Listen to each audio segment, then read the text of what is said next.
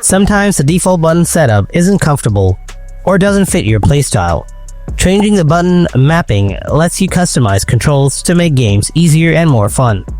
In this video, I'll show you how to remap the buttons on your Nintendo Switch.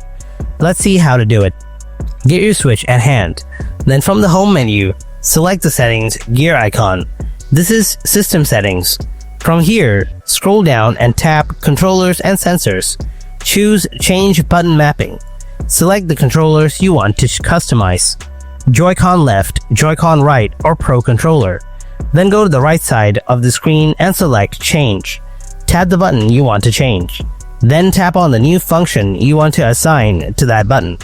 Repeat for any other buttons you want to customize. It's the same for every button. Once you are satisfied with the changes, select Done from the corner and save your new layout. If you want to reset what you just did, just choose Reset from here.